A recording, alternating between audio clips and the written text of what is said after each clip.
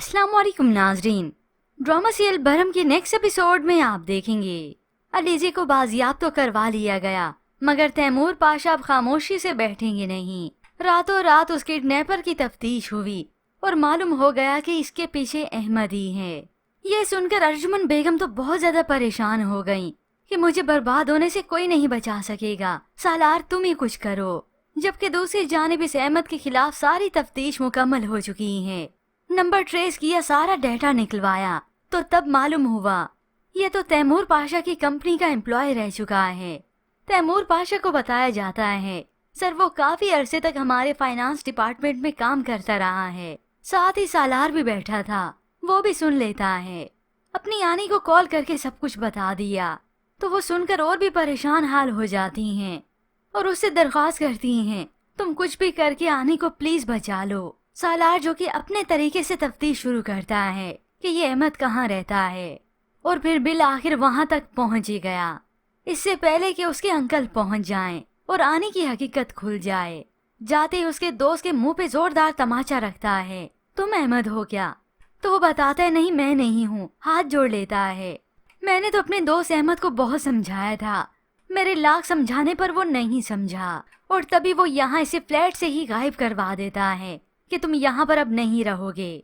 इधर तैमूर पाशा जो कि फैसला कर चुके हैं कि वो मुजरिमों को नहीं छोड़ेंगे, इस अहमद तक तो वो पहुँच के ही रहेंगे। तो इधर अलीज़े जो कि अपने घर पर है, लाइट चली गई तो उसे बहुत गर्मी लगती है और वो ताबिश से रिक्वेस्ट करती है कि उसे वालिद के घर ले जाए। ताबिश उसे वहाँ तो नहीं ले जाता मगर कह देता है कि आउटिंग पर चलते हैं। अब पुलिस जब उसके पते तक पहुँचती है ना तो अहमद मिलेगा और ना ही उसका दोस्त। अहमद तो बहुत पहले ही गायब हो चुका था।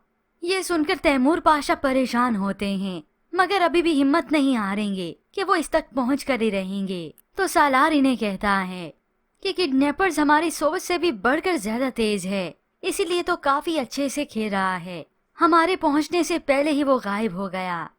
तो तैमूर पाशा भी कह देता है वो जितना मर्जी स्मार्टली प्ले करे, मैं उनके लिए ऐसी मुश्किलें खड़ी करूंगा कि बचने का कोई रास्ता ही नहीं बचेगा। ये सुनकर सामने बैठी अर्जुमन बेगम को तो अपने लाले पड़ गए कि ये क्या हो गया, तैमूर पाशा आसानी से नहीं बैठेगा।